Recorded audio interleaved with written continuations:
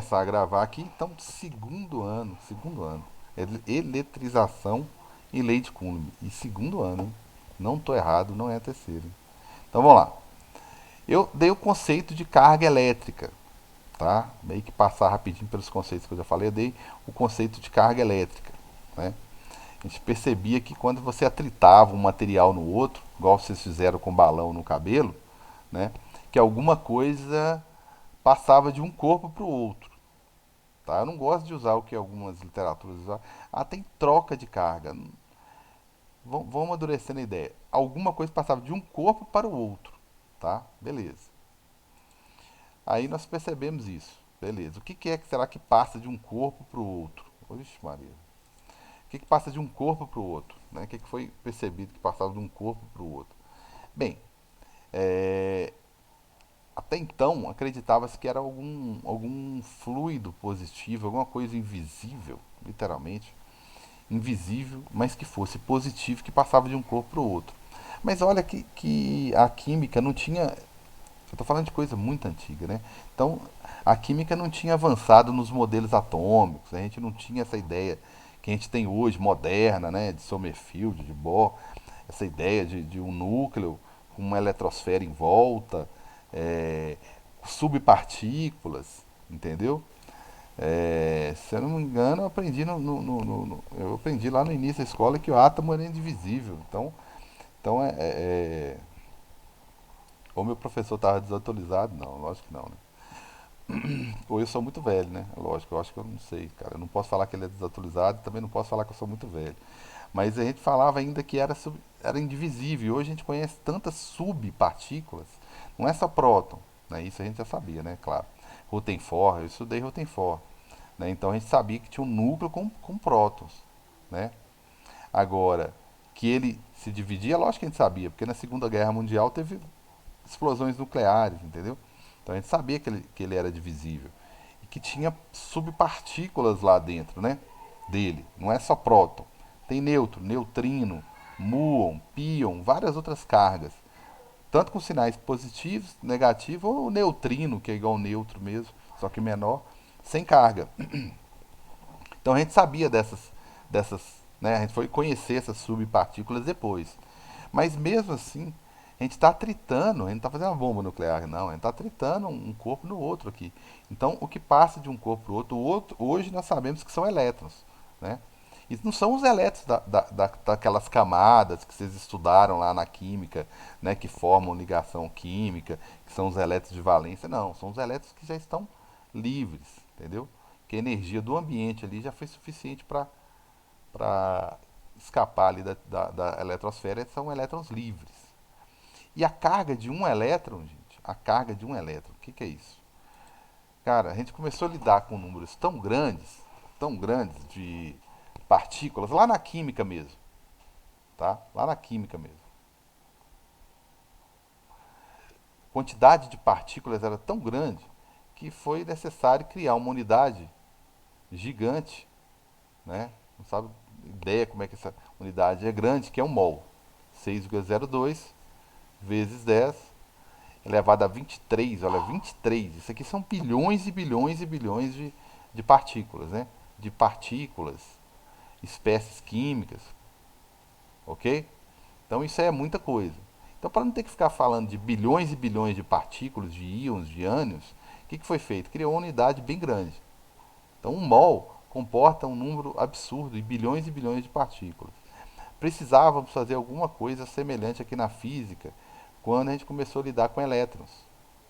Porque lidar com elétrons também são bilhões e bilhões de cargas. De elétrons, né? Perdão. Então, um elétron, ele tem essa carga aí, ó, 1,6 vezes 10 a menos 19 Coulomb. O que é Coulomb? Né? O nome do carinha que inventou esse conceito de carga. Carga elétrica. Tá certo? Carga elétrica. Então tá aí. Coulomb, carga elétrica, então tá. Beleza. Calma aí, a unidade grande é aqui, né? Eu citei direitinho aqui, que é que vocês conhecem já. Mas aqui embaixo não. Então vamos aqui embaixo. Um coulomb, que foi a unidade que nós criamos, como se fosse um mol. Então, se um elétron tem 1,6, perdão, vezes 10 a menos 19 coulomb, um coulomb então tem quantos elétrons? Né? Então, vamos fazer essa regra de 3 aí. Um elétron tem essa carga toda aí, que é pequena, na verdade, que é 10 a menos 19. Então, a carga de um elétron é pequena. Ou de um próton, tá? É a mesma coisa. O próton tem a mesma carga, a diferença é que o próton é positivo. Então, um coulomb serão quantos elétrons? Qual o número de elétrons? Aí você vai ver o quanto que um coulomb é grande. Então aqui vai dar o quê? Vai dar um dividido por 1,6 vezes 10 a menos 19. Esse menos 19 vai passar para cima, mais um dividido por isso aí vai dar 600 alguma coisa. Um dividido por 1,6. Fica Isso, 0,625 isso, acho que K. ótimo. Obrigadão. 0,625 vezes 10 a 19 positivo agora. Elétrons. Então o número de elétrons que eu tenho em um coulomb é 6,25. Vamos dar uma melhorada aqui, né? 6,25 vezes 10 a 18 elétrons. São bilhões também, né? Elétrons. Tá certo? Então, isso aqui é uma quantidade absurda de elétrons. Tá? Então, o número que nós tivemos que criar aqui foi esse. Um coulomb tem 6,25. Não vou usar esse número, não, só para vocês terem ideia. Vezes 10 a 18 elétrons. Elétrons. Então, é muito elétron. É como se fosse o nosso um coulomb aqui. Tem 10 a 23 partículas. Aqui é algo até relativamente próximo, não, né? Tá uma diferença de 10 mil aí, né? Próximo, sim, 10 mil de diferença. Né? Então, é um número significativo. Então, a carga de um elétron é pequena. A carga de um próton é exatamente isso aí, mais 1,6 vezes 10 a menos 19 coulomb. E do elétron,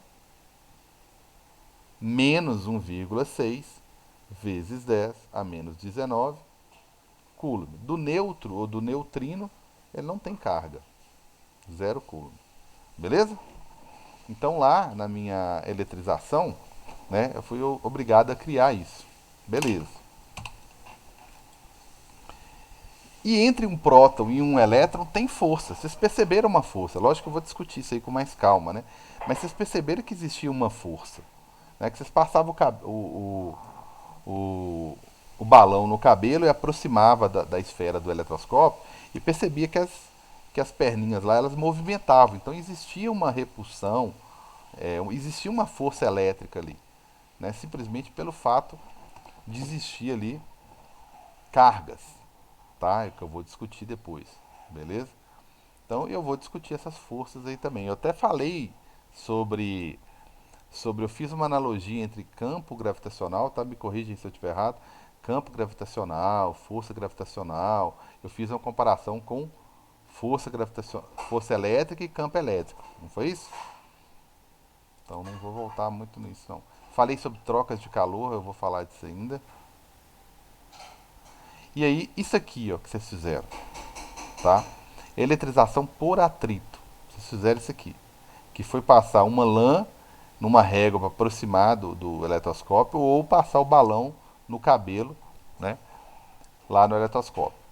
Tá? Então vocês eletrizaram, foi gerado carga graças a essa eletrização aí, tá? Eu só esqueci de carreguei algumas coisas aqui, outras eu esqueci, que são as cargas PET.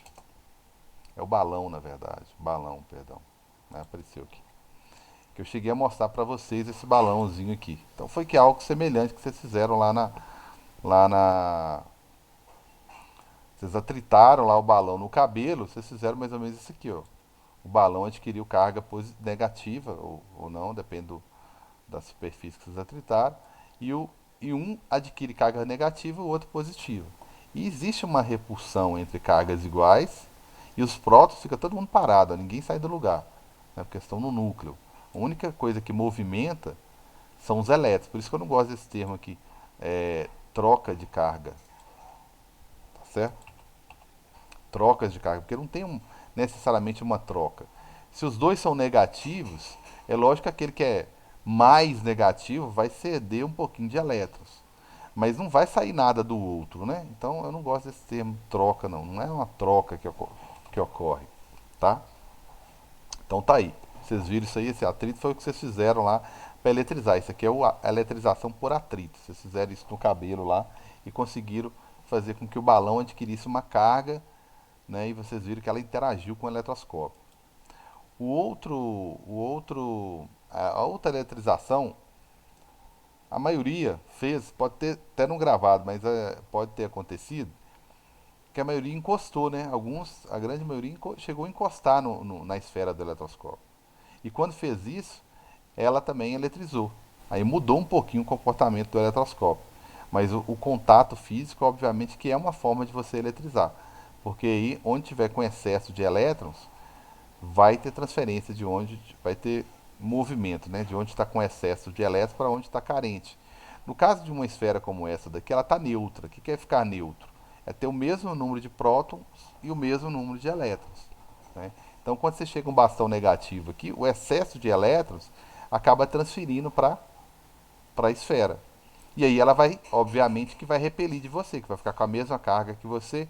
Então, no atrito, vocês adquirem cargas diferentes, que foi o que eu fiz aqui com o balão.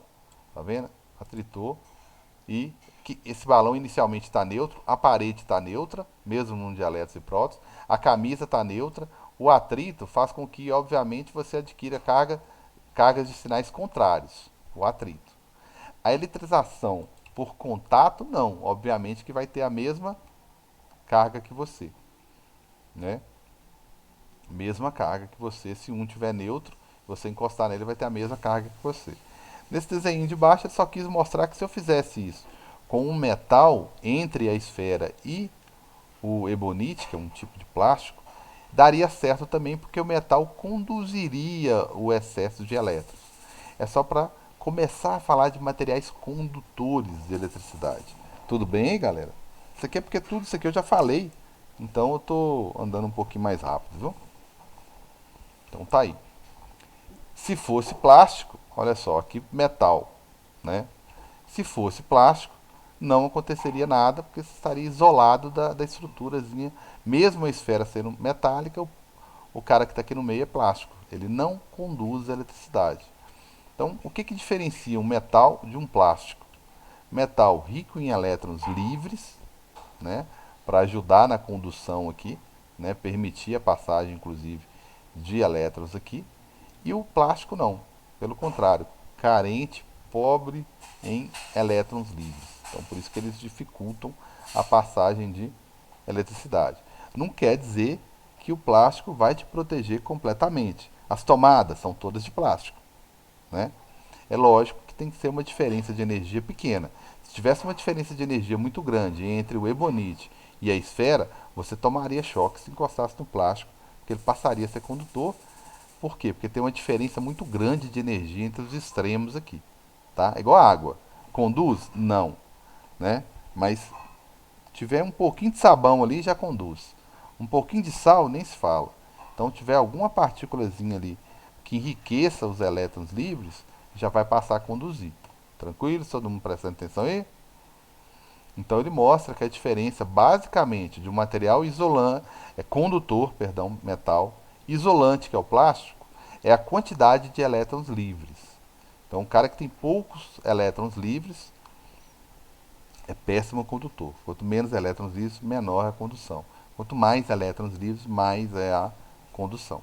Beleza? Aí tem os semicondutores que está no meio, né? Qual que é a bacana dos semicondutores? A possibilidade de fazer circuitos elétricos cada vez menores, né? Diminuir a tecnologia aí.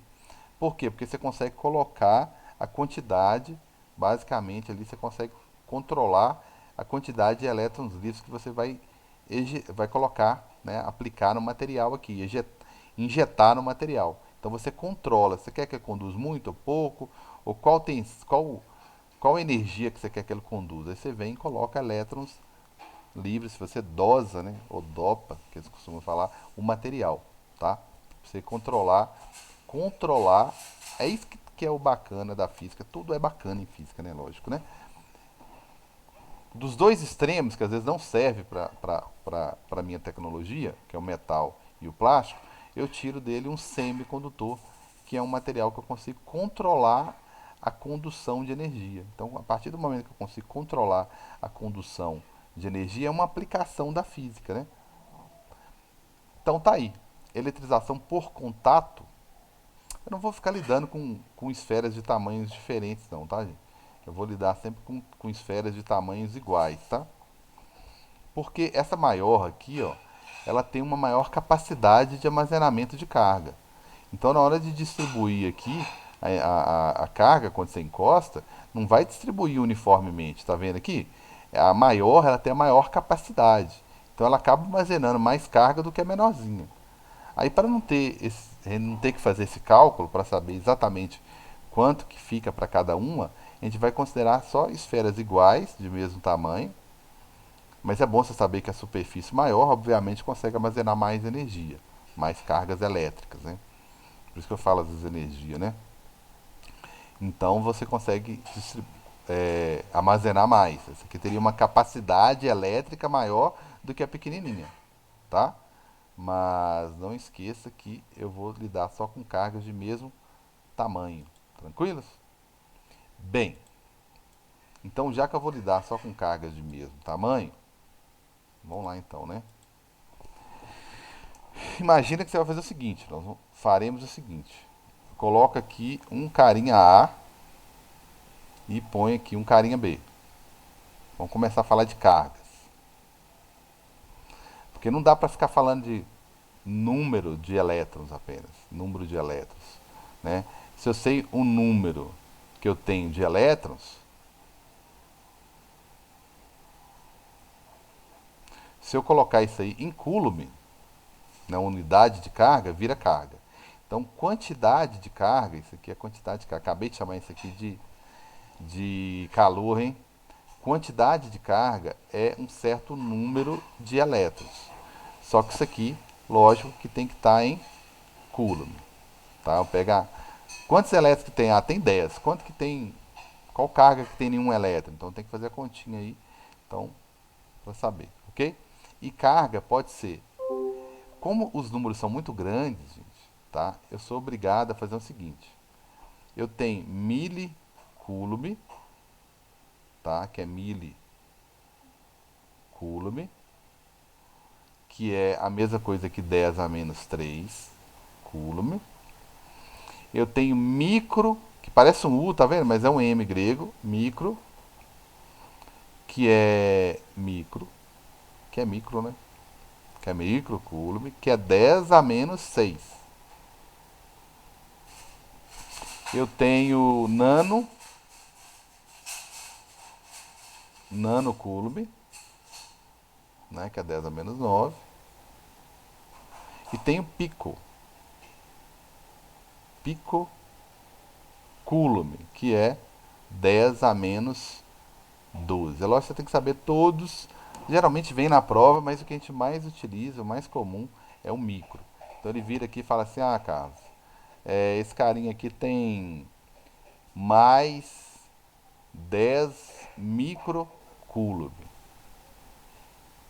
Aí fala, ah, eu vou encostar ele aqui num material que tem 4 menos 4 microcoulomb. E vou olhar, o que vai acontecer quando eu encostar aos dois? Não vai ter uma troca de cargas, como os materiais costumam dizer. Oh, dificuldade. Hein? Não vai ter uma troca de carga, mas vai surgir um equilíbrio entre as cargas ali. Um equilíbrio eletrostático, que ele fala, né? Porque a carga final, né, ela vai ser a quantidade de carga do carinha A mais a quantidade de carga do carinha B dividido por 2. É uma média, né? Então, só que você tem que considerar os sinais. O carinha A é menos 4 microcoulomb, nem precisa colocar a potência de 10, mais o outro que tem 10 microcoulomb dividido por 2. Então, o que vai sobrar, na verdade, vamos fazer uma grosseria aqui. Se fosse 4 elétrons que estivessem sobrando aqui, e aqui tivesse faltando 10 elétrons, só para entendimento, a primeira coisa que esses 4 elétrons iam fazer aqui é pular para cá, ó, porque aqui está precisando de 10. E se esses 4 pular para cá, esse aqui ficaria o quê? Neutro. Não é? Concordam, gente? Ficaria neutro. Por quê? Ó, os 4 elétrons aqui pulou para cá. Então ele ficaria neutro. E esse aqui ainda ficaria como? Se ele ganhar 4 elétrons, ele ainda fica precisando de 6. Certo? Então não dá para entrar em equilíbrio. Um ficou neutro, o outro vai ficar precisando de 6. Então nós vamos ter que ficar precisando da mesma quantidade. Então na hora que você soma aqui vai dar 6 micro dividido por 2. Cada um vai ficar com 3 micro. Positivo. Então, Ô, cara, fala, amigão. isso daí quando você fala, tipo assim, 10 microcoulombs, aí seriam cargas livres? Seria o quê? Cargas? Cargas livres? Meio que assim ou não? Por exemplo, próton sobrando? Pois é, a gente tem que tomar cuidado com o próton sobrando, porque ninguém ganhou o próton, né? Mas assim, aqui seria como se fosse é, é unidade de carga. Então aqui está faltando alguns bilhões de elétrons, né? Mas se eu fosse entender isso aqui como sendo mais 10, né, positivo, fosse próton, então eu estaria carente em 10 elétrons, só para entendimento, né? Mas isso aqui é uma carga muito pequena, é uma carga de 10 vezes 10, 10 vezes 10 a menos 6 coulomb. Aí você pode fazer aquela regrinha de 3 lá, né? Um elétron, se você quisesse, né, para saber quantos elétrons. Um elétron é igual a um próton, né? No caso aqui é próton, perdão. Um próton, que é positivo, é igual a 1,6 vezes 10 a menos 19 coulombs. 10, perdão, 10 vezes 10 a menos 6 coulombs vão ser quantos prótons? Aí você vai saber quantas partículas de prótons que você tem, tá? Quantas partículas, ficou parecendo um óleo, quantas partículas que você tem de prótons, tá? Assim como dá para saber quantas partículas de elétrons que você tem aqui, que gerou essa carga aqui, ó, que é 4 vezes 10 menos, né? 4 vezes 10 a menos 6 coulombs. Beleza? Melhorou um pouquinho? Então eu juntei. Melhorou, cara. Aí, isso, ótimo. Aí foi uma eletrização por contato. Aí esse aqui vai ficar positivo, que antes era negativo, mas com 3 microcoulomb. E esse aqui vai ficar positivo também, só que com uma carência menor, né? Então ambos são positivos, só que agora com a mesma carga. Isso é o que eu chamo de equilíbrio. Equilíbrio.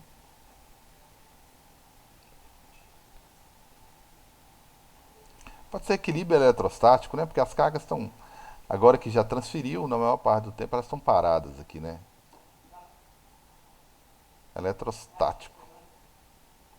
Beleza? Então isso aqui é o que eu chamo de equilíbrio eletrostático. Eletrização por contato. Beleza? Tranquilos? A eletrização por indução, antes de falar sobre eletrização por indução, deixa eu ver se todo mundo entendeu mesmo. Bem, e se eu fizesse o seguinte? Eu tenho um corpo A, um carinha B e um carinha C. Aí eu tenho um cara A com uma certa carga positiva, depois eu ponho aqui. Um carinha B com uma carga negativa. Um carinha C que pode estar até neutro. Não tem problema não, pode estar até neutro. Aí eu vou, deixa eu dar uma exagerada aqui, raciocinando rápido, que não é muito meu forte.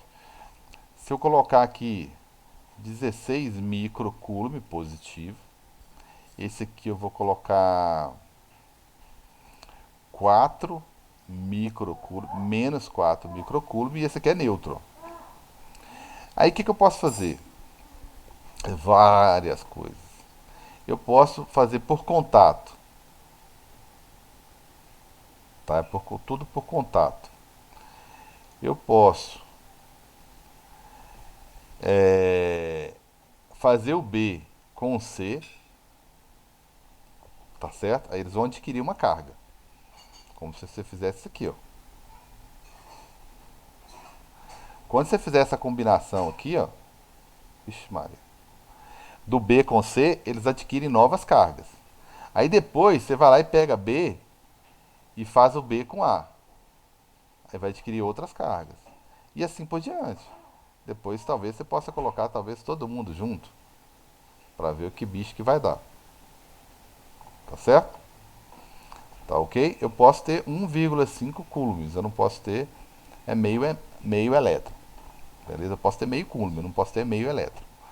Beleza? Então se eu fizer isso, o que vai acontecer? Se eu fizer B com C, ué, eu vou somar menos 4 com nada e dividir por 2. Né? Então a minha carga aqui vai ficar menos 2 coulomb para esse cara aqui e menos 2 coulomb para esse aqui. O cara que antes era neutro, Ô, né? Carlos, Oi, eu não tô entendendo. vamos com calma lá então. Eu também não estou entendendo por que que divide as cargas iguais depois, não. Tá. Esse carinha aqui, ó. Isso aqui eu sei que o tempo tá curto, mas a gente volta depois com calma. É como se esse carinha, lógico que aqui são unidades diferentes. Depois a gente discute a unidade. Vamos aprender primeiro o conceito, acho que é mais importante. Então eu peguei um corpo negativo, vou colocar ele aqui com 4 elétrons. Eu sei que não são 4 elétrons, né? São alguns bilhões só.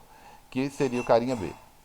Aí o cara do lado, ele não tem elétron nenhum. Só para a gente entender mais ou menos a teoria, né? Que é o carinha C.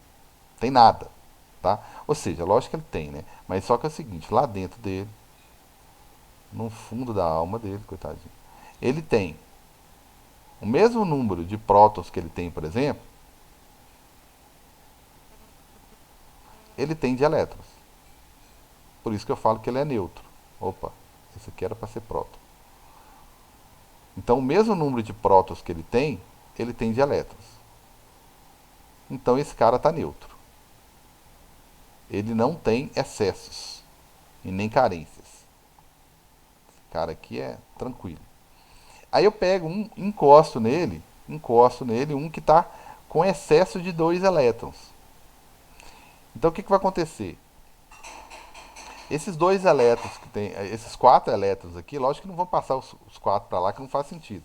Mas vão pular para lá 2. Né? Por que vai pular para lá 2? Porque lá não tem elétrons em excesso para repelir esses aqui. E tem próton. Então, quando você encostar os dois, o que vai acontecer? Vai acontecer que esses elétrons aqui vão ficar distribuídos aqui, ó. Né? Porque eles vão ser atraídos por prótons que tem aqui. O cara era neutro, ele vai ser atraído aqui. Então, não vai passar todo mundo para lá, lógico. Então, eu troquei 6 por meia dúzia. O de cá vai ficar carente, né? Vai ficar neutro. E o de lá com uns 4. Então, o que vai acontecer é o quê? Uma distribuição uniforme das cargas. Né? Então, esses elétrons vão movimentar de forma que eles ficam igualmente distribuídos aqui. Ó. Ou até mesmo, você poderia pensar o seguinte, calma, esses elétrons estão se repelindo pra caramba aqui, né?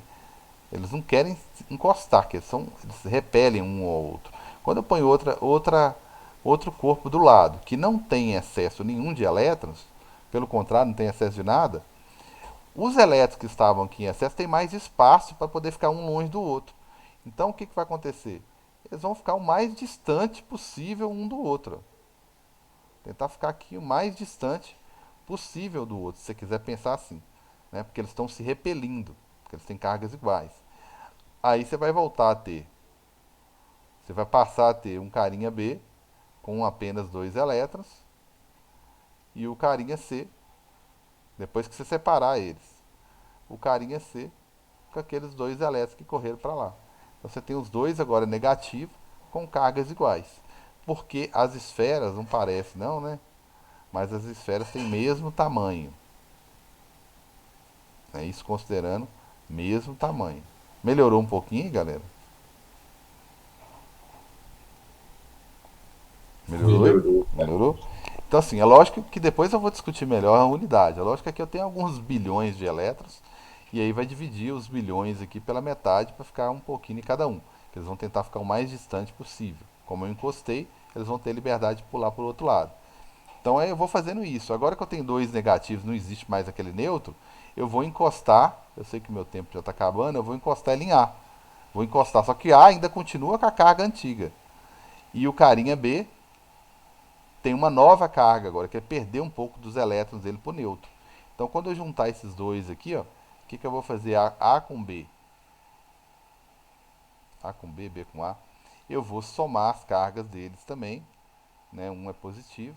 O outro agora tem a nova carga dele, que é negativa. E vou dividir por 2.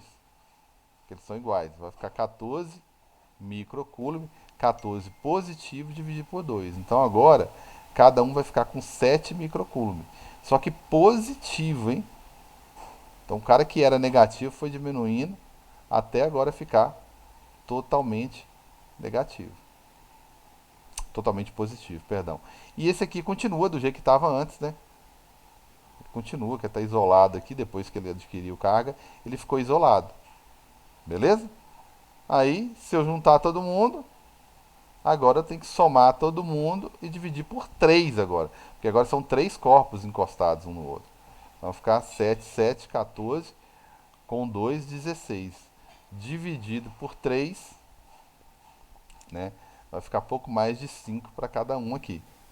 Né? 5,33 microcoulomb, tudo positivo para cada um. Vai somar, não. Vai somar sim, claro, perdão. Não vi o 2 aqui, tá? 14, né? Vai ficar 14, né? 7 micro mais 7 micro, tudo positivo, né? Mas o outro é negativo, gente, desculpa. Aí divide tudo por 3. Então vai ficar 12 dividido por 3, 12 micro. Então vai ficar 4 micro aqui, 4 micro coulomb positivo, que é maior carga é positiva, 4 micro aqui e 4 micro aqui, ó. No final das contas ficou todo mundo positivo. O cara que era neutro, um era negativo, o outro era positivo. Tinha carga suficiente aqui no positivo, para depois ficar todo mundo positivo. Beleza? Tranquilos? Dúvidas? Deu para entender, né? A gente vai fazer mais exercícios como esse aqui, mais combinações, tá? Pra gente ir familiarizando com o conteúdo aí. Tranquilos? Galera, um abração.